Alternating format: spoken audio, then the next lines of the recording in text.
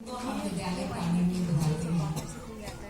पूरे साल इस दिन का इंतजार होता है कि कब ये दिन आए, कब नाना नानी और दादा दादी विद्यालय में आए और इन बच्चों को अपना स्नेहपूर्ण आशीर्वाद दें। जितनी व्यस्त जिंदगी आजकल पिता और माता की हो गई है, ऐसे में दादा दादी और नाना नानी का रोल सबसे ज्यादा बढ़ गया है।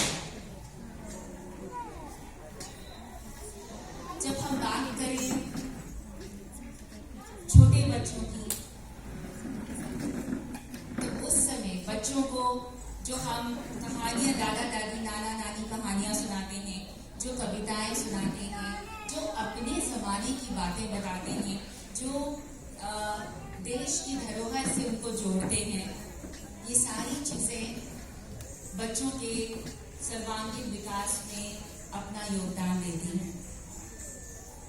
बच्चे इस पीढ़ी में जन्मे हैं जिन्होंने पुरानी बातें नहीं जानी, जिनको देश की हमारे रीति रिवाज, कल्चर, ट्रेडिशन, हेरिटेज के बारे में कोई ज्ञान नहीं। तो शायद व्यस्त जिंदगी में आपका बच्चों से जुड़े रहना, उनकी जैसे जैसे उनकी परवरिश हो रही है, उसमें आपका योगदान सबसे ज्यादा बढ़ जाता है। जब हम मूल्यों की बात करते हैं, उस समय शायद आपसे ज्यादा अच्छा और कोई नहीं देख सकता।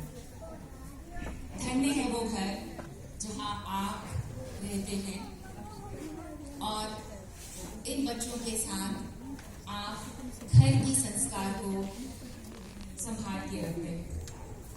विद्यालय अपनी तरफ से पूरी कोशिश करता है इन बच्चों को बता सके कि किस तरह से हमें अपने परिवार को, अपने समाज को और अपने देश को संभाले रखना है।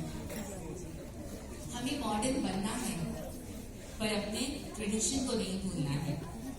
हमें आगे बढ़ना है, हमें एक बरगद की पेड़ की तरह फैलना है, पर जड़ों को उतना ही जमीन के अंदर भी जाना जरूरी है। तो शायद इस काम के लिए हमें आपके सहयोग की बहुत जरूरत होती है और बहुत खुशी होती है जब आप विद्यालय में आते हैं और आप बच्चों के साथ बात करते हैं। स्कूल ने एक प्रोग्राम पिछले साल से शुरू किया हुआ है जिसमें बच्चों को कहानी का, पढ़ने का एक अलग स्पेशल प्रोग्राम चलता है, जिसमें दादा दादी नाना नानी जो भी स्टेशन पे रहते हैं और आ सकते हैं, वो आते हैं और क्लास में बच्चों से अपनी अनुभव को साझा करते हैं। इसी कड़ी को हम चाहते हैं कि हमेशा बने रहे। आपका आशीर्वाद और स्नेह सबको मिलता रहे। हमारे बच्चे उस बरगद की तरह करें कि जितना ऊपर हो उतना ही गहराई में हो और अपने माँ बाप, अपने दादा दादी नाना नानी का पूरा आदर करें, स्नेह करें और आप भी उन पे अपनी प्यार और स्नेहपूर्ण वर्षा करते रहें और उनकी गलतियों को भी सुधारें।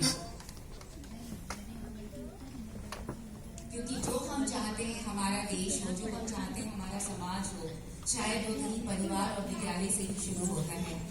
तो हम ये दिल में अपनी आशा रखें कि हाँ, हम कोशिश करेंगे और जब कोशिश करते हैं तो जरूर बदलाव आता है।